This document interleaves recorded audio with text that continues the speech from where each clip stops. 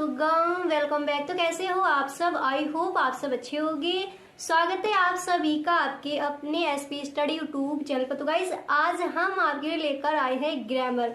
जो students grammar में कमजोर हैं, जिनको इंग्लिश ग्रामर बिल्कुल समझ नहीं आती, आज है आपका डे 1। बिल्कुल जीरो से आपको समझाया जाएगा। और ग्रामर जब तक आपका तीसरा डेज आएगा, सॉरी जब 30 डेज आपके हो जाएंगे, ग्रामर आपकी एकदम इतनी स्ट्रांग हो जाएगी आप सोच भी नहीं सकते। तो आज है आपका डे 1। इसमें हम आपको बताने वाले हैं कि अल्फाबेट क्या होता है, वर्बल्स क्या है, सेंटेंस क्या है, कॉन्सोनेंट्स हम किसे कहते हैं, ग्रामर की डेफिनेशन क्या हो जाएगी, ग्रामर के कितने भागों में हमने डिवाइड किया है, पूरा कुछ बेसिक जो हमारी डेफिनेशंस है उनको आज हम इस वीडियो में कवर करने वाले हैं। तो वीडियो को आप पूरा देखें। इस वीडियो को आपको बिल्कुल भी स्किप नहीं करना है, ठीक है। आज हमारा डे 1 है, तो डे बाई डे आप सारी वीडियोस देखते चलिए। अगर आप इस चैनल पर पहली बार आए हो तो चैनल को आप सब्सक्राइब कर लेना, बेल आइकन को भी प्रेस कर देना, ताकि वीडियो की जो भी नोटिफिकेशन हो वो सबसे पहले आपके पास पहुंचे। आज आपका डे 1 है, इसी तरह से डे बाई डे आपको वीडियोस मिलती रहेंगी। अगर आपको ग्रामर में कुछ भी समझ में नहीं आता तभी ये वीडियो आपके लिए बहुत ही खास होने वाला है। तो चलिए बिना टाइम वेस्ट के वीडियो को स्टार्ट करके, अगर आपको वीडियो पसंद आए तो इस वीडियो को आप एक लाइक जरूर कर दे। ओके गाइस, बिल्कुल बेसिक से आपको लेकर चलेंगे और जब तक आपका डे 30 आएगा तब तक आप इतने स्ट्रांग हो जाओगे इंग्लिश ग्रामर में, ठीक है। तो जीरो से बिल्कुल आपको लेकर चलेंगे, बिल्कुल भी आपको घबराने की ज़रूरत नहीं है। जिन बच्चों को बिल्कुल कुछ भी नहीं आता इंग्लिश में, बिल्कुल आप कमज़ोर हो, बिल्कुल आपको कुछ समझ नहीं आता, तो बिल्कुल हम बेसिक से एकदम जीरो से आपको लेके चल रहे हैं, ठीक है। तो सबसे पहले आप देखोगे कि अल्फ़ाबेट क्या है, इससे जीरो से क्या आपको लेकर चले, बिल्कुल बारीकी से आपको पढ़ाएंगे आज। तो सबसे पहले चीज़ जो है आपको सीखना चाहिए कि वर्णमाला यानी अल्फ़ाबेट हम किसे कहते हैं। आपको ध्यान रखना, ये आज आपका डे 1 है यहाँ पर, ठीक है। तो अल्फ़ाबेट क्या है, अल्फ़ाबेट हम किसे कहेंगे, वर्णमाला क्या है, वर्णमाला कितने होते हैं, अल्फ़ाबेट कितने होते हैं, क्या है। तो देखिए भाषा की सबसे छोटी इकाई, ठीक है, भाषा की सबसे छोटी इकाई अल्फ़ाबेट कहलाती है। अल्फ़ाबेट यानी वर्णमाला। अब देखिए अल्फ़ाबेट हम किसे कहेंगे, तो भाषा की जो सबसे छोटी इकाई है वो हमारी कहलाती है अल्फ़ाबेट। और अल्फ़ाबेट हमारे कितने होते हैं, अंग्रेज़ी में हमारे अल्फ़ाबेट 26 होते हैं। यानी जो हमारे लेटर हैं, इंग्लिश में हमारे लेटर कितने होते हैं, ए से लेकर जेड तक हमारे लेटर कितने होते हैं, 26। वही हमारे कहलाते हैं अल्फ़ाबेट। ए से जेड तक जो हमारे अक्षर हैं, जो लेटर हैं, उन्हीं को हम बोलते हैं अल्फ़ाबेट। और हिंदी में इनको बोला जाता है वर्णमाला, ठीक है। यहाँ तक आपको क्लियर हो गया। अब इसके बाद यहाँ पर देखिए सबसे पहला चीज़ आपकी होती है अल्फ़ाबेट। कई स्टूडेंट्स को पता नहीं होता कि अल्फ़ाबेट क्या है, वर्णमाला क्या है। इसके बाद आपका आता है वर्ड। सबसे पहले आपने सीखा कि अल्फ़ाबेट क्या है, भाषा की सबसे छोटी इकाई को हम अल्फ़ाबेट कहते हैं। और ये हमारे कितने होती हैं, 26। ए से लेकर जो जेड तक हमारे लेटर होते हैं, जो अक्षर हैं, उन्हीं को हम बोलते हैं अल्फ़ाबेट। यहाँ तक आपको क्लियर हुआ। अब यहाँ पर आप सीखिए कि वर्ड क्या है। पहले होता है हमारा अल्फ़ाबेट, उसके बाद हमारा बनता है वर्ड। वर्ड यानी शब्द, ठीक है। अब सेकंड नंबर पर हमारा आता है वर्ड। देखिए सबसे पहला था अल्फ़ाबेट, सेकंड नंबर पर क्या है, वर्ड। पहले तो हमारा अल्फ़ाबेट होता, उसके बाद अल्फ़ाबेट के बाद हमारा बनता है वर्ड यानी शब्द। तो शब्द हम किसे कहेंगे, मैं ये देखिए थोड़ी बेसिक चीज़ें हैं, बिल्कुल जीरो से आपको लेकर चलेंगे, कहीं पर भी आपको कोई दिक्कत ना आए। जब हम आगे आपको चीज़ें बढ़ाएंगे, आगे आपको बताएं, तो वहाँ पर आपको ये सोचना ना पड़े कि पीछे का हमें जो ज्ञान है, छोटी छोटी चीज़ें हैं, वो आपको समझ ना आए। तो ऐसा बिल्कुल भी नहीं होना चाहिए। एकदम जीरो लेवल से आपको लेकर चलेंगे और जब आपका डे 30 आएगा, आपकी जो इंग्लिश ग्रामर है वो इतनी स्ट्रांग हो जाएगी आप सोच भी नहीं सकते। तो आप अभी पढ़ते चलिए, आप ये मत सोचिए ये छोटी चीज़ है, ये हमें आती हैं, बस आप पढ़ते चलिए। इस वीडियो में भी आपको कई ऐसी चीज़ें हैं जो आपको अभी समझ नहीं आती होंगी, यहाँ पर आज आपको क्लियर हो जाएंगी वो भी, ठीक है। तो सबसे पहले था हमारा अल्फ़ाबेट। ए से लेकर जेड तक जो हमारे लेटर होते हैं उन्हीं को हम बोलते हैं अल्फ़ाबेट यानी वर्णमाला। इतना हमने सीख लिया। इसके बाद हमारा आता है वर्ड यानी शब्द क्या है। तो देखिए विभिन्न अक्षरों के यानी विभिन्न अलग अलग जो हमारे लेटर हैं ए से लेकर जेड तक 26 जो हमारे लेटर होती है, तो अलग अलग लेटरों यानी अक्षरों के योग यानी जोड़ने से मिलाने से एक शब्द की उत्पत्ति होती है। ठीक है, वर्ड हम किसे कहेंगे, अलग अलग अक्षरों को हमने मिलाया तो उससे क्या बना, उससे हमारा एक वर्ड बना, शब्द बना। जैसे हमने कहा एग्जाम्पल यहाँ पर लिया पेन, तो देखिए ये पी क्या हो गया, एक तो ये हमारा लेटर हो गया। ए से जेड तक हमारे क्या होते हैं, ये होते हैं हमारे ए से लेकर जेड तक 26 हमारे लेटर होते हैं। तो हमने आपको बताया कि वर्ड क्या हुआ, विभिन्न यानी अलग अलग अक्षरों के विभिन्न यानी अलग अलग अक्षरों को मिलाकर क्या बनता है, एक वर्ड, एक शब्द बनता है। तो यहाँ पर पी एक लेटर हो गया, दूसरा लेटर अलग हमने लेटर लिया ई, एंड दूसरा लेटर यहाँ पर दिया गया है, तीसरा लेटर दिया गया है एन, तो क्या हो गया, ये मिलकर इसने क्या बना दिया, एक वर्ड बना दिया। और वर्ड हमारा यहाँ पर क्या बना, पेन। ठीक है, तो अलग अलग शब्दों के योग से एक वर्ड की क्या होती है, उत्पत्ति होती है। कैसे होती है आपने समझ लिया, अलग अलग लेटर हैं इनको मिलाया तो एक वर्ड बना। ऐसे ही नेक्स्ट है काऊ। ठीक है, वर्ड आपको क्लियर हुआ, अल्फाबेट वर्ड आपने समझ लिया। अब आगे आपका आएगा सेंटेंस। सबसे पहले होता है आपका अल्फाबेट, उससे मिलकर आपका बनता है वर्ड, और वर्ड से मिलकर आपका बनता है सेंटेंस, जिसको हम हिंदी में बोलते हैं वाक्य। ठीक है, अब देखिए सेंटेंस क्या है, इस पर आज हम पूरा डिस्कस करने वाले हैं। ठीक है, पूरा ये आज आपको पढ़ाया जाएगा। तो सेंटेंस क्या है इसको अब हम समझेंगे। ठीक है, शब्दों का ऐसा समूह, कोई शब्द है उनका ऐसा ग्रुप, ऐसा समूह जो पूर्ण अर्थ प्रकट करता हो, सेंटेंस कहलाता है। कैसे पूरा अर्थ प्रकट करेगा, पूरा आपको बताया जाएगा। जैसे हमने यहाँ पर एग्जांपल लिया कि this is a cow, this is a cow यानी यह एक गाय है, ये हमने एक एग्जांपल ले लिया। तो देखिए शब्दों का ऐसा समूह, अब ये हमारा क्या है, दिस क्या हुआ, ये हो गया एक वर्ड, और वर्ड कैसे बना, विभिन्न अक्षरों के योग की उत्पत्ति से वर्ड बना, तो ये क्या हो गया, एक शब्द। अब शब्दों का ऐसा समूह हो, ये हो गया हमारा शब्दों का पूरा समूह है, यानी दिस है, इज है, आ दिया गया है, काऊ दिया गया है, तो ये हो गया एक शब्दों का समूह हो गया। और शब्दों का समूह एक व्यवस्थित क्रम में होना चाहिए, ऐसा होना चाहिए जिसका कोई पूर्ण अर्थ प्रकट करे। अब इसको अगर हम ऐसे लिख दें कि काऊ इज आ दिस, तो इसका कोई, अगर इसको आप पढ़ेंगे तो इसका कोई पूर्ण अर्थ प्रकट नहीं होगा। हमने कहा काऊ इज आ दिस यानी गाय है एक यह, तो इसका कोई मतलब नहीं निकला। शब्दों का एक ऐसा समूह हो जो एक पूर्ण अर्थ प्रकट करे, एक अर्थ निकले उसका, तो वो हमारा कहलाता है सेंटेंस। जैसे हमने कहा दिस इज अ काऊ, यह एक गाय है। तो जो हमारे वर्ड है यहाँ पर ये एक व्यवस्थित क्रम में रखे हैं, एक शब्दों का ऐसा समूह है जो पूर्ण अर्थ दे रहा है, वही हमारा कहलाता है सेंटेंस। ठीक है, शब्दों का ऐसा समूह जो पूरा अर्थ प्रकट करे उसी को हम बोलते हैं सेंटेंस यानी वाक्य। इतना क्लियर हुआ। सबसे पहला था हमारा अल्फाबेट, उसके बाद हमारा बना वर्ड, अक्षर। अल्फाबेट यानी ए से लेकर जेड तक जो हमारे लेटर होते हैं वो होते हैं हमारे अल्फाबेट। तो अल्फाबेट को मिलाकर क्या बनता है, अलग अलग अल्फाबेट को मिलाकर, अलग अलग लेटर्स को मिलाकर क्या बना, वर्ड बना। और जब हमने वर्डों को मिलाया तब हमारा क्या बना, सेंटेंस बना। यहाँ तक आपको क्लियर हुआ। अब इसके बाद देखिए वॉवेल्स क्या हैं। अब हम सीखेंगे वॉवेल्स किसे कहते हैं। तो यहाँ पर हमने अभी सीखा था कि अल्फाबेट क्या है, ए से लेकर जो जेड तक, यहाँ पर दोबारा से देखिए ए से लेकर जो जेड तक हमारे जो लेटर थे उनको हमने कहा अल्फाबेट।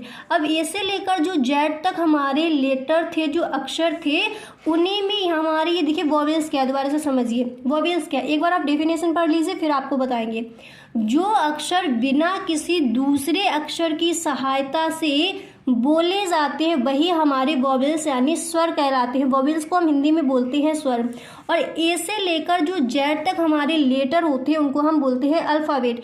ए से लेकर जो जेड तक हमारे लेटर है उन्हीं में से हम जो 5 अपने जो लेटर हैं उनको निकालते हैं, ए, ई, आई ओ यू, ये हमारे कहलाते हैं वॉवेल। ये जो हमारे दिए गए हैं ये क्या कहलाएंगे? वॉवेल कहलाएंगे। जो अक्षर बिना किसी दूसरे अक्षर की, यानी जो लेटर जो हमारे हैं बिना किसी दूसरे लेटर की सहायता से बोले जाए वही हमारे वॉवेल्स कहलाते हैं। बचपन से हमने पढ़ा है। तो वॉवेल हमारे कितने होते हैं? 5 होते हैं, याद कर लीजिए, ए ई आई ओ यू, ठीक है। और ए से लेकर जेड तक जो हमारे अल्फ़ाबेट है उन्हीं में से जो 5 हमने वर्ड निकाले ए ई आई ओ यू, ये हमारे कहलाते हैं वॉवेल्स। क्लियर हुआ? यहाँ तक कितने होते हैं? 5 होते हैं, ए ई आई ओ यू। क्लियर? अब इसके बाद देखिए कि कॉन्सोनेंट्स क्या है। वॉवेल्स आपने समझ लिए, कॉन्सोनेंट्स हम किसे कहेंगे। अब हमारे अक्षर कितने थे? टोटल कितने थे? 26। और 26 से हमने 5 यहाँ पर निकाल दिए, ए ई आई ओ यू। अब इसमें कितने रह गए? 21। तो शेष 21 अक्षरों को हम कॉन्सोनेंट्स कहते हैं, यानी व्यंजन कहते हैं, ठीक है।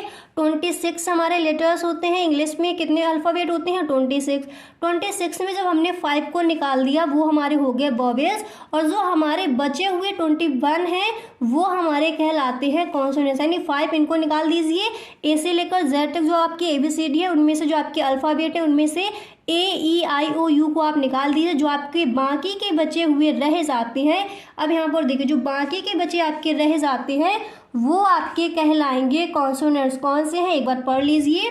VCDFGH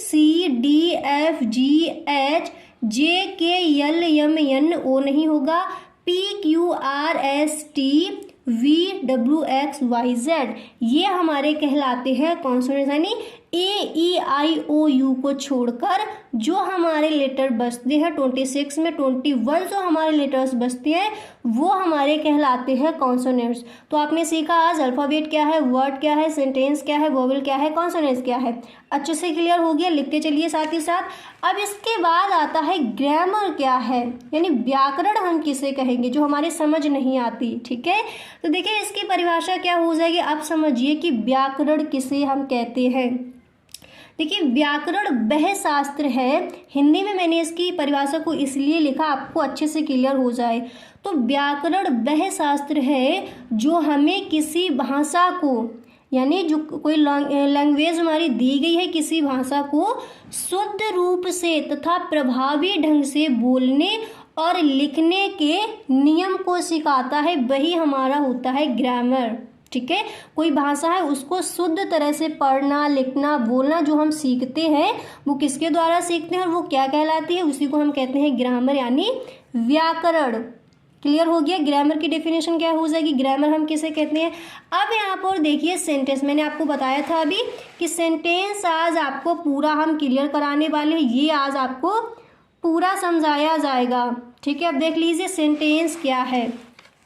हेडिंग आपको बेटा डालनी है पार्ट्स ऑफ सेंटेंस। अभी इसके टाइप्स की बात नहीं करते, सिर्फ और सिर्फ इसके पार्ट्स यहाँ पर देखेंगे, यानी इसके कौन कौन से भाग हैं, इसके कौन कौन से अंग हैं। तो हेडिंग आपको डालनी है पार्ट्स ऑफ सेंटेंस, यानी वाक्य के अंग कौन कौन से हैं। तो वाक्य के हमारे 2 अंग होते हैं, कौन कौन से। पहला होता है सब्जेक्ट, जिसको हम हिंदी में बोलते हैं उद्देश्य या फिर कर्ता, एंड दूसरा होता है प्रेडिकेट, जिसको हम हिंदी में बोलते हैं विधेय। सब्जेक्ट हो गया उद्देश्य और प्रेडिकेट क्या हो जाएगा, उसको हम हिंदी में कहेंगे विधेय। अब हम सीखेंगे पहले कि सब्जेक्ट क्या है, प्रेडिकेट क्या है, एग्जाम्पल आपको देंगे, फिर आपको उसमें बताएंगे कि यहाँ पर ये सब्जेक्ट कैसे है और ये प्रेडिकेट कैसे है। तो आपने समझ लिया बाकी के कितने भाग होते हैं, बाकी के कितने अंग होते हैं, 2 अंग होते हैं। कौन कौन से, पहला सब्जेक्ट, दूसरा प्रेडिकेट। तो अल्फ़ाबेट सीख लिया आपने, वर्ड क्या है सीख लिया, सेंटेंस हम किसे कहेंगे, वोवेल क्या है, कॉन्सोनेंट्स क्या है, ग्रामर क्या है, एंड आपने सीख लिया कि पार्ट्स ऑफ सेंटेंस यानी सब्जेक्ट के अंग कौन कौन से हैं। अब चलिए डिटेल में इसको बताते हैं। तो चलिए पहले हम सीखेंगे कि उद्देश्य हम किसे कहेंगे, यानी जो अभी हमने देखे सब्जेक्ट और प्रेडिकेट। तो सब्जेक्ट को हम हिंदी में क्या बोलते हैं, उद्देश्य यानी कर्ता। तो पहले देखिए कि उद्देश्य क्या है, इसकी डेफिनेशन क्या हो जाएगी, उद्देश्य हम किसे कहेंगे। और हम ये क्या सीख रहे हैं, पार्ट्स ऑफ सेंटेंस, यानी जो हमारे वाक्य थे उनके अंग क्या क्या है। तो वाक्य के 2 अंग बताए गए, सब्जेक्ट एंड प्रेडिकेट। तो सब्जेक्ट क्या है यानी उद्देश्य क्या है, तो वाक्य का वह भाग यानी उद्देश्य वाक्य का वह भाग होता है जिसके विषय में कुछ कहा जाए। समझ आ गया, उद्देश्य क्या हो जाएगा, वाक्य का वह भाग जिसके विषय में कुछ कहा जाए, यानी आपको अगर कोई सेंटेंस दिया गया है और जिसके विषय में उसमें कुछ कहा जा रहा है वही हमारा हो जाता है उद्देश्य यानी कर्ता यानी सब्जेक्ट। जैसे हमने एग्जाम्पल देख लीजिए, फॉर एग्जाम्पल हमने लिया Mohit writes a poem. Mohit writes a poem यानी मोहित क्या करता है, मोहित पोइम लिखता है, मोहित एक पोइम लिखता है यानी कविता लिखता है। तो यहाँ पर देखिए वाक्य का वह भाग जिसके बारे में कुछ कहा जाए, तो यहाँ पर सब्जेक्ट क्या होगा, आप बताइए सब्जेक्ट क्या हो जाएगा, मोहित, यानी जिसके बारे में कुछ कहा जाए। तो किसके बारे में कहा गया है, मोहित के बारे में बताया गया है कि मोहित एक पोइम लिखता है। तो मोहित जब पोइम लिखता है तो मोहित के बारे में ही तो इसमें कहा गया है। तो जिसके बारे में, जैसे वाक्य हमें कुछ दिया है और जिसके बारे में कहा जा रहा है वही हमारा हो जाता है उद्देश्य। और राइट्स अ पोइम ये क्या हो गया, वर्ब हो गया, ठीक है। और ये हमारा क्या हो जाएगा, ये हमारा आर्टिकल है। और पोइम क्या हो जाएगा, ये हमारा हो जाएगा ऑब्जेक्ट। तो जिसके बारे में हम, जैसे वाक्य हमारा देखिए जिसके बारे में कुछ कहा गया हो, बताया गया हो, वही हमारा कहलाता है सब्जेक्ट यानी उद्देश्य। तो मोहित राइट्स अ पोएम यानी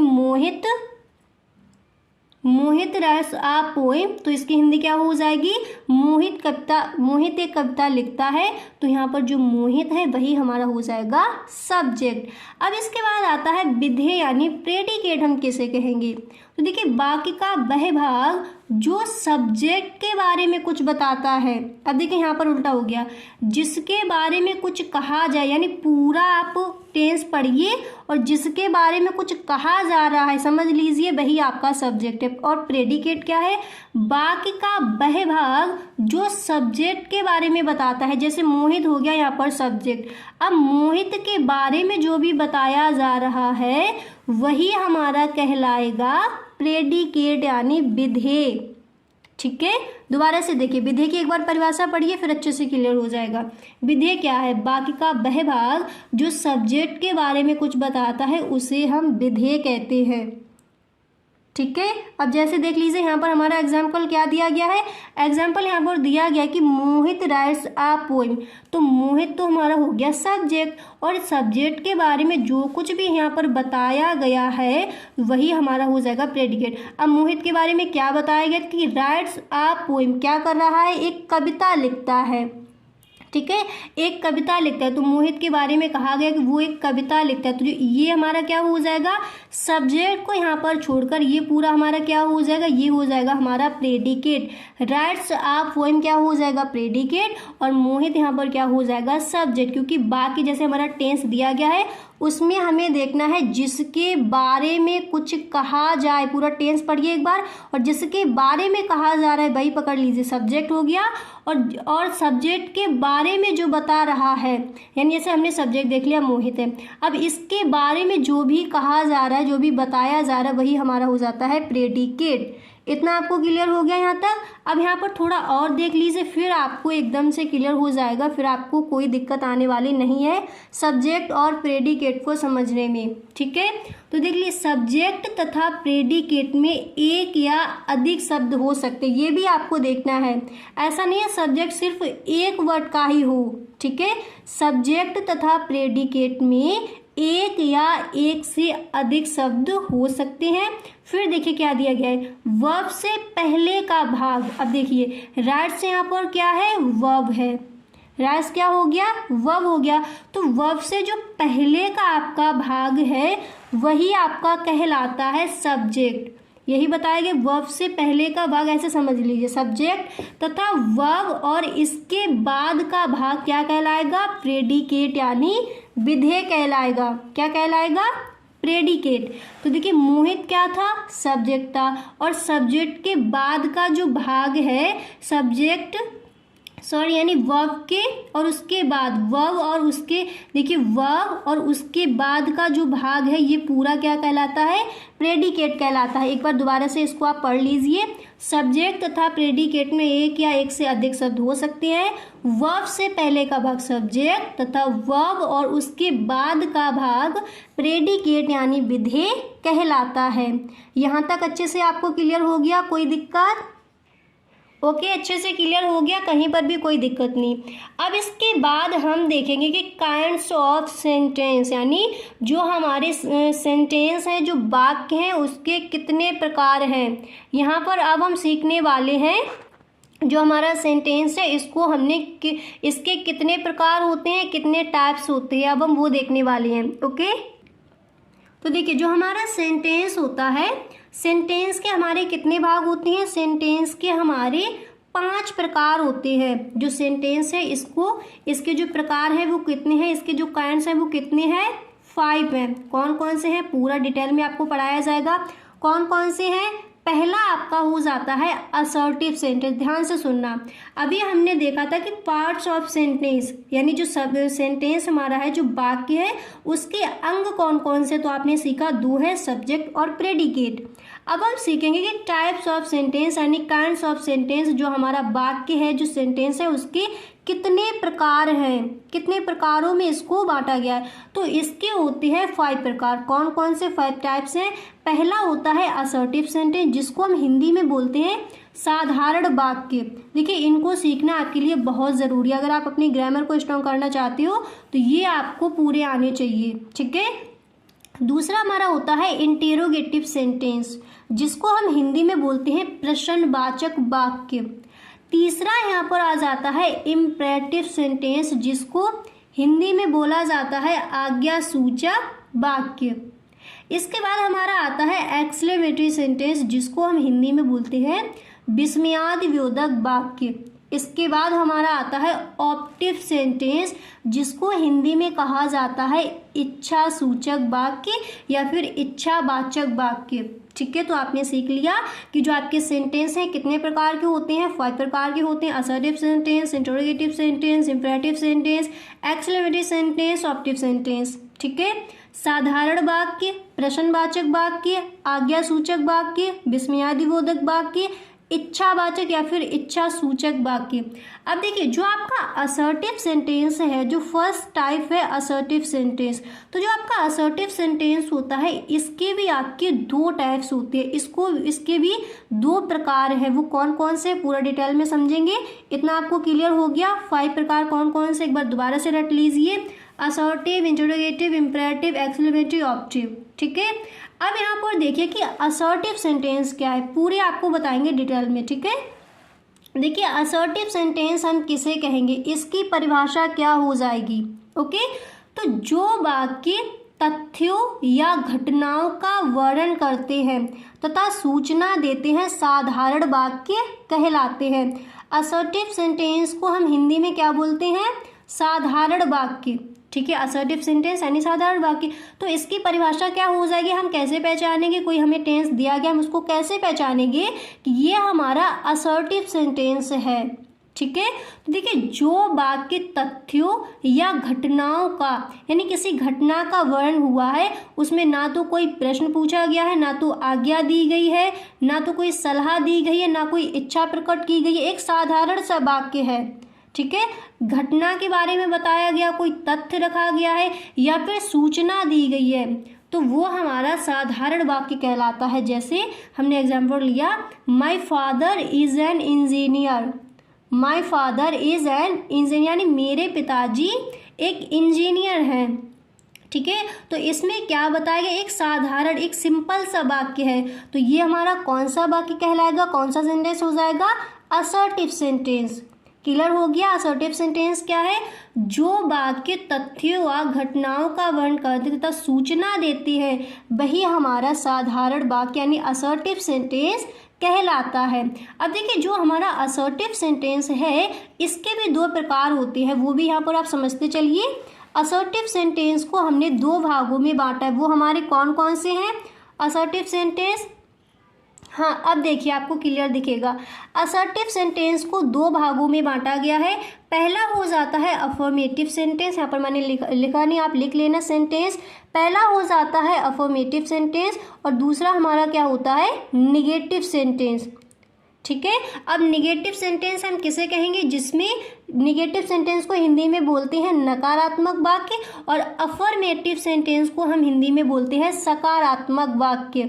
ठीक है, जिसमें नहीं लगा होता है वो हमारा निगेटिव हो जाता है, हिंदी में क्या बोला जाता है, नकारात्मक वाक्य। तो ये देखिए असर्टिव और निगेटिव किसके प्रकार होते हैं, असर्टिव सेंटेंस की, सॉरी अफर्मेटिव और निगेटिव किसके प्रकार होती है, असर्टिव सेंटेंस की। ठीक है, तो आपको ध्यान रखना है असर्टिव सेंटेंस को दो भागों में भी बांटा गया है, अफर्मेटिव और निगेटिव। अब देखिए इसका एग्जाम्पल क्या होगा, जैसे हमने कहा Ram is a teacher, Ram is a teacher यानी राम एक टीचर है, सॉरी राम एक अध्यापक है। तो ये कैसा वाक्य हो गया, अफर्मेटिव हो गया, एकदम साधारण है, सिंपल है, नहीं लगा है इसमें और ना ही प्रश्न पूछा गया, ना आज्ञा दी, कुछ नहीं है कि राम इज अ बताया गया है कि Ram is a teacher, Ram एक अध्यापक है। अब यहाँ पर देखिए ये इसको जब हम निगेटिव में चेंज करेंगे तो क्या हो जाएगा, Ram is not a teacher, यानी राम जो है वो टीचर नहीं है, तो ये हो जाएगा हमारा निगेटिव। निगेटिव को हम हिंदी में बोलते हैं नकारात्मक वाक्य, अफर्मेटिव सेंटेंस को हम हिंदी में बोलते हैं सकारात्मक वाक्य। और ये है क्या, जो असर्टिव सेंटेंस है उसके हमारे ये दो टाइप्स होते हैं। यहाँ तक सभी को क्लियर हो गया, चलिए आगे, वहाँ तक आपको क्लियर हो गया, आप चलिए आगे चलते हैं। अब हमारा देखिए दूसरे नंबर पर आ गया इंटेरोगेटिव सेंटेंस। अब हम सीखेंगे कि इंटेरोगेटिव सेंटेंस क्या है। असर्टिव सेंटेंस आपको अच्छे से क्लियर हो गया। अगर कहीं पर भी कोई भी चीज़ ऐसी है जो आपको समझ नहीं आई तो आप हमें कमेंट बॉक्स में ज़रूर बताएं। बहुत ही मेहनत से हम इस वीडियो को बना रहे हैं। जो भी स्टूडेंट्स ग्रामर में एकदम कमज़ोर है, जिनको इंग्लिश ग्रामर बिल्कुल भी समझ नहीं आती, उनके लिए मैंने ये आपका निकाला है जो इंग्लिश स्पीकिंग कोर्स है, 30 दिनों का है। तो बिल्कुल भी आपको कहीं पर भी कोई दिक्कत नहीं होनी चाहिए, एक एक चीज़ आपको समझ में आनी चाहिए। और अगर आपको कोई भी चीज़ है वो समझ में नहीं आती है तो फिर आप हमें कमेंट बॉक्स में ज़रूर बताएं। ठीक है, तो देखिए अब हम देखेंगे कि इंटेरोगेटिव सेंटेंस क्या है। असर्टिव सेंटेंस हम समझ चुके हैं, इंटेरोगेटिव सेंटेंस हम किसे कहेंगे। तो देखिए इसकी परिभाषा क्या हो जाएगी उसको समझिए। इंटेरोगेटिव सेंटेंस को हम हिंदी में क्या बोलते हैं, प्रश्नवाचक वाक्य।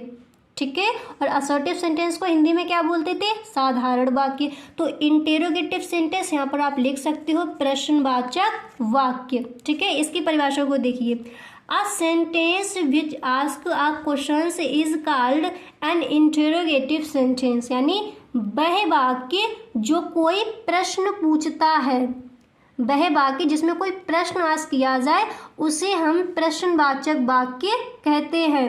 वह वाक्य जिसमें कोई प्रश्न पूछा जाता है वही हमारा कहलाता है इंटेरोगेटिव सेंटेंस। इसलिए इसको हम हिंदी में क्या बोलते हैं, प्रश्नवाचक वाक्य। अब देखिए यहाँ पर मैंने कुछ एग्जाम्पल लिए, फिर आपको क्लियर हो जाएगा। एग्जाम्पल को पढ़िए, आपने डेफिनेशन याद कर ली। इंटेरोगेटिव सेंटेंस हम किसे कहेंगे, a sentence which asks a question is called a interrogative sentence, is called an interrogative sentence, यानी वह वाक्य कोई प्रश्न पूछता है तो उसे हम इंटेरोगेटिव यानी प्रश्नवाचक वाक्य कहते हैं। जैसे हमने कहा have the meeting got over, have the meeting got over यानी क्या सभा समाप्त हो गई है। Have the meeting got over, क्या सभा समाप्त हो गई है। ठीक है, तो इसमें क्या किया गया है, प्रश्न किया गया, क्वेश्चन आस्क किया, क्या सभा समाप्त हो गई है। हिंदी हमने इसलिए लिख दी आपको अच्छे से समझ आ जाए कि इंटेरोगेटिव सेंटेंस आखिर है क्या। इसके बाद नेक्स्ट यहाँ पर एग्जाम्पल आपका दिया गया है कि where do you live, where do you live. ठीक है, तो आपको आई होप आपको समझ आ गया होगा कि जो हमारा इंटेरोगेटिव सेंटेंस है वो क्या है, इंटेरोगेटिव सेंटेंस हम किसे कहेंगे। अब यहाँ पर आप समझ लीजिए इसके अंत में हमें क्या करना है, वाक्य के अंत में जो हमारा इंटेरोगेटिव सेंटेंस होता है उसमें एंड में हमें क्वेश्चन मार्क हम कैसे लगाते हैं, इस तरह से एंड में हमें क्वेश्चन मार्क लगाना होता है, नहीं तो हमारा जो बाकी है जो इंटरोगेटिव सेंटेंस है वो हमारा गलत हो जाएगा अगर आपने एंड में क्वेश्चन मार्क नहीं लगाया है। ठीक है, तो इंटरोगेटिव जो सेंटेंस है एंड में हमें क्या करना होता है, क्वेश्चन मार्क लगाना होता है। अब यहाँ पर ये आप और समझ लीजिए, यहाँ पर मैंने आपको बताया नहीं होगा, जो आपका असर्टिव सेंटेंस है इसके एंड में हमें क्या करना होता है, फुल स्टॉप लगाना होता है। ठीक है, ये भी आप ध्यान रखेंगे, जो असर्टिव सेंटेंस है उसके एंड में हमें फुल स्टॉप लगाना है, और जो इंटरोगेटिव सेंटेंस है उसके एंड में हमें क्या करना है, जो हमारा क्वेश्चन मार्क है, प्रश्नवाचक चिन्ह है, वो हमें लगाना। क्वेश्चन मार्क को हम हिंदी में क्या बोलेंगे, प्रश्नवाचक चिन्ह, जो इस तरह से लगाया जाता है। अब यहाँ तक आपको अच्छे से क्लियर हो गया, कहीं पर भी कोई दिक्कत नहीं। चलिए आगे बढ़ते हैं। अब नेक्स्ट हमारा यहाँ पर आता है इम्परेटिव सेंटेंस। अब हम सीखने वाले हैं कि इम्परेटिव सेंटेंस क्या है, इम्परेटिव सेंटेंस की परिभाषा क्या हो जाएगी, हम कैसे पहचान सकते हैं कि ये हमारा इम्परेटिव सेंटेंस दिया गया है। ठीक है, तो चलिए इसकी परिभाषा को देखते हैं। देखिए जिन वाक्यों से, तो देखिए इसकी परिभाषा क्या हो जाएगी, इसकी परिभाषा को समझते हैं। देखिए जिन वाक्यों से आज्ञा, विनती, सलाह, यानी आपको ऑर्डर दिया गया हो, कोई विनती प्रे की गई हो, सलाह एडवाइस दी गई हो, या फिर सुझाव दिया गया, सजेशन दिया गया हो, आदि का बोध होता है यानी ज्ञान होता है, तो उसे हम आदेश सूचक यानी, या फिर आप कह सकते हो आज्ञावाचक वाक्य कहते हैं। ठीक है, जिन वाक्यों से, जैसे कोई आपका वाक्य दिया गया है और उसको पढ़ के आपको लगता है कि इसमें आज्ञा दी गई है, या फिर विनती की गई है, या फिर आपको कोई सलाह एडवाइस दी गई है, या फिर आपको कोई सुझाव दिया गया है, तो वो वाक्य हमारे इम्परेटिव सेंटेंस के अंतर्गत आते हैं। ऐसे आप समझ लीजिए, इम्परेटिव सेंटेंस को हम हिंदी में बोलते हैं आज्ञावाचक वाक्य, या फिर इसको बोला जाता है आदेश सूचक वाक्य। ठीक है, तो इम्परेटिव सेंटेंस की आपको जो परिभाषा है वो आपको समझ आ गई। अब हम कुछ एग्जाम्पल लेते हैं, फिर आपको अच्छे से क्लियर हो जाएगा कि इम्परेटिव जो सेंटेंस है वो हमारे कौन कौन से हैं, और हम कैसे पहचानेंगे कि ये हमारा इम्परेटिव सेंटेंस दिया गया है। तो परिभाषा आपको अच्छे से क्लियर होगी। अब हम आपको कुछ एग्जाम्पल देते हैं, फिर आपको समझाएंगे। जैसे यहाँ पर हमारा एग्जाम्पल दिया गया कि वर्क हार्ड। ठीक है, अब देखिए जैसे हमने यहाँ पर एग्जाम्पल लिया कि वर्क हार्ड। ठीक है, जैसे यहाँ पर कहा गया है कि वर्क हार्ड यानी मेहनत करो, तो यहाँ पर क्या किया गया है, बताया गया कि मेहनत करो। ऐसे ही आपका अगला है कि ऑलवेज स्पीक द ट्रूथ, यानी सदा सत्य बोलो, आपको एडवाइस दी जा रही है कि सदा सत्य बोलो। ठीक है, तो देखिए जिन वाक्यों में हमें अगर आज्ञा दी जाए, विनती की जाए, सलाह दी जाए, सुझाव दिया जाए, तो वो सारे वाक्य जो है, वो सारे सेंटेंस हमारे हैं वो किसके अंतर्गत आएंगे, इम्परेटिव सेंटेंस के अंतर्गत आएंगे। तो आपने सीख लिया है असर्टिव सेंटेंस क्या है, इंटेरोगेटिव सेंटेंस क्या है, इम्परेटिव सेंटेंस क्या है। अब थोड़ा और इसके बारे में देख लीजिए। देखिए इन वाक्यों के अंत में आपको फुल स्टॉप का प्रयोग करना है, जैसे मैंने यहाँ पर किया है। देखिए वर्क हार्ड यहाँ पर लगा है, ऑलवेज स्पीक द ट्रूथ यहाँ पर भी आपका फुल स्टॉप लगा है। तो इन वाक्यों के अंत में, जैसे जो हमारा असर्टिव सेंटेंस हमने अभी देखा था, उसके अंत में भी हमें क्या करना होता है, फुल स्टॉप लगाना होता है। इंटेरोगेटिव सेंटेंस के अंत में हमें क्या करना होता है, जो हमारा क्वेश्चन मार्क है, प्रश्नवाचक चिन्ह है, वो हमें लगाना होता है। इसी तरह इम्परेटिव सेंटेंस में हमें फुल स्टॉप का प्रयोग करना है। अब यहाँ पर एक चीज़ आप और समझिए इम्परेटिव सेंटेंस के बारे में, ये आपको कोई नहीं बताता। जैसे हमने यहाँ पर कहा वर्क हार्ड यानी मेहनत करो, तो ये किससे कहा गया है, आपसे बोला गया है कि आप मेहनत करो। तो यहाँ पर बताया गया कि इम्परेटिव सेंटेंस में जो हमारा सब्जेक्ट होता है यानी यू छिपा रहता है। अब इसको आप देखिए, जैसे वर्क हार्ड तो मेहनत करो, जैसे हमें कोई बताता है कि मेहनत करो, तो यही बोला जा रहा है कि आप मेहनत करो। तो जो हमारा यू है ना, जो सब्जेक्ट है, वो अक्सर इम्परेटिव सेंटेंस में छिपा रहता है। जैसे सदा सत्य बोलो, बताया गया कि ऑलवेज स्पीक द ट्रूथ, सदा सत्य बोलो, तो हमें कोई बता रहा है कि सदा सत्य बोलो, या फिर किसी से बोल रहा है कि सदा सत्य बोलो, तो उसमें जो हमारा सब्जेक्ट है ना वो छिपा रहता है, वो हमें दिखता नहीं है। सीधे सीधे बोल दिया जाता है कि मेहनत करो, सदा सत्य बोलो, जैसे बोले जाए ओपन द डोर, दरवाज़ा खोलो, तो ये सब हमारे क्या होते हैं, इम्परेटिव सेंटेंस होते हैं। और इनमें क्या होता है, जो हमारा सब्जेक्ट है, जो यू है, वो छिपा रहता है। ओके, तो ये हमारा क्लियर हो गया इम्परेटिव सेंटेंस। चलिए अब हमारा नेक्स्ट क्या था, एक्सक्लेमेटरी सेंटेंस, जिसको हम हिंदी में बोलते हैं विस्मयादिबोधक वाक्य। अब हम इसको समझने वाले हैं, यानी एक्सक्लेमेटरी सेंटेंस हम किसे कहेंगे। तो इसकी सबसे पहले परिभाषा देख लीजिए। इसकी परिभाषा क्या हो जाएगी, ठीक है, जो वाक्य आकस्मिक भावों को प्रकट करते हैं विस्मयादिबोधक वाक्य कहलाते। इसको आप थोड़ा अच्छे से समझिए कि एक्सक्लेमेटरी सेंटेंस है क्या, ये किसी के जल्दी समझ नहीं आता। तो एक्सक्लेमेटरी सेंटेंस विस्मयादिबोधक वाक्य हम किसे कहेंगे, जो वाक्य आकस्मिक यानी एकदम से जो हमारे अंदर एकदम भाव उठते हैं। जैसे हमने किसी ऐसी चीज़ को देख लिया जो एकदम से अजीब हो, ठीक है, आकस्मिक एकदम जो भाव एकदम से प्रकट होते हैं उनको हम बोल देते हैं, कोई वाक्य हम बोल देते हैं। जैसे कोई चीज़ बहुत सुंदर हो या फिर कोई चीज़ है जो बिल्कुल एकदम बेकार सी है, ठीक है, और जब हमारे अंदर वो भाव एकदम से जागृत होते हैं तो वो जो वाक्य बोले जाते हैं वही हमारे हो जाते हैं एक्सक्लेमेटरी सेंटेंस। वो सारे जो हमारे वाक्य हैं ना वो आती है एक्सक्लेमेटरी सेंटेंस, यानी विस्मयादिबोधक वाक्य के अंतर्गत हम उन सेंटेंसेस को रखते हैं। अब आपको समझ आ गया। देखिए, जो वाक्य आकस्मिक भावों को प्रकट करते हैं विस्मयादिबोधक वाक्य कहलाते हैं। एग्जाम्पल देखिए, जैसे हमने कहा व्हाट ए ब्यूटीफुल पिक्चर, ठीक है, व्हाट ए ब्यूटीफुल पिक्चर। जैसे किसी चीज़ को हमने देखा, हमें एकदम से सुंदर लगी, कोई पिक्चर है, तस्वीर है, कोई स्मृति दी गई है, तो उसको हमने देखा, तो जैसे हमने एकदम से बोला व्हाट अ ब्यूटीफुल पिक्चर, यानी कैसा सुंदर चित्र है, ठीक है। जैसे हमने कहा कैसा सुंदर चित्र, एकदम से जो हमारे भाव उठते हैं, आकस्मिक भावों को प्रकट करते हैं, वही हमारे हो जाते हैं विस्मयादिबोधक वाक्य। एग्जाम्पल आपने देख लिया, आई होप आपको अच्छे से क्लियर हो गया होगा कि ये हमारा जो एक्सक्लेमेटरी सेंटेंस है ये क्या है, एक्सक्लेमेटरी सेंटेंस हम किसे कहेंगे। यहाँ तक क्लियर। चलिए आगे चलते हैं, थोड़ा इसके बारे में और देख लेते हैं कि एक्सक्लेमेटरी जो हमारा सेंटेंस है उसके एंड में हमें करना क्या है। तो देखिए, जो हमारे एक्सक्लेमेटरी सेंटेंस होते हैं इन वाक्यों के अंत में मार्क ऑफ एक्सक्लेमेशन का प्रयोग किया जाता है। यानी जो हमारा एक्सक्लेमेशन मार्क होता है, जो हमारा चिन्ह होता है विस्मयादिबोधक, जो हमारा चिन्ह है इस तरह से लगाया जाता है। तो एंड में हमें इसका प्रयोग करना है। जैसे हमने ये अभी आपको एग्जाम्पल दिया, एग्जाम्पल जो आपको हमने दिया, तो एंड में देखिए जो आपका चिन्ह है वो इस तरह से लगाया जाएगा, जो मार्क है वो इस तरह से लगाया जाएगा। तो मार्क ऑफ एक्सक्लेमेशन जो आपका चिन्ह है वो आपको लगाना है। यहाँ तक क्लियर। अब इसके बाद देख लीजिए, नेक्स्ट आपका था ऑप्टिव सेंटेंस। तो आप समझ चुके हो कि असर्टिव क्या है, इंटरोगेटिव क्या है, इम्परेटिव क्या है, एक्सक्लेमेटरी सेंटेंस क्या है। अब आप सीखोगे जो आपका पांचवा दिया गया था ऑप्टिव सेंटेंस, जिसको हम हिंदी में बोलते हैं इच्छा सूचक वाक्य।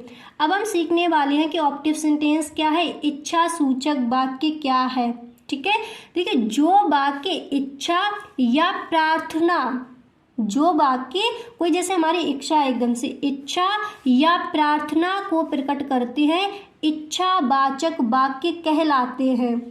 जो वाक्य हमारी इच्छा है या हमारी प्रे करते हैं किसी के लिए विश करते हैं, तो वो सारे वाक्य हमारे जो ऑप्टिव यानी जिसको हम हिंदी में कहते हैं इच्छा सूचक सेंटेंस वाक्य के अंतर्गत आते हैं।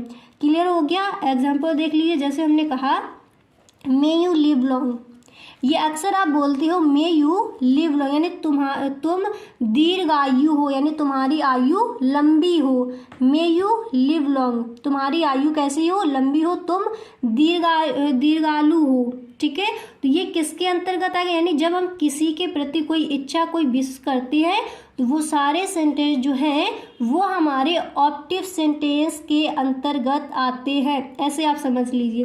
जैसे नेक्स्ट यहाँ पर है गुड मॉर्निंग, हम किसी को बोलते हैं गुड मॉर्निंग, तो ये भी किसके अंतर्गत है, जैसे good morning, good afternoon, good evening, good night, ये सारे किसके अंतर्गत आएंगे, ऑप्टिव सेंटेंस के अंतर्गत। यानी इच्छा को व्यक्त करना, अपनी इच्छा को प्रकट करना, ठीक है, किसी से प्रार्थना करना, तो वो सारे हमारे आते हैं ऑप्टिव सेंटेंस के अंतर्गत। ऐसे सारे जो हमारे वाक्य हैं, जो सेंटेंस हैं, वो सभी हमारे ऑप्टिव सेंटेंस के अंतर्गत आते हैं।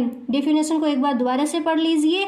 जो वाक्य इच्छा या प्रार्थना प्रकट करते हैं इच्छावाचक वाक्य कहलाते हैं। तो आज आपने सीखा कि ऑप्टिव सेंटेंस क्या है, एक्सक्लेमेटरी क्या है, इम्परेटिव क्या है, इंटेरोगेटिव क्या है और असर्टिव क्या है। तो अगर आपको वीडियो पसंद आया है, सच में अगर पसंद आया है तो इस वीडियो को आप एक लाइक ज़रूर कर दें, ठीक है। अब जो आपका नेक्स्ट वीडियो आने वाला है उसको आप देखना बिल्कुल भी ना भूलें, ओके।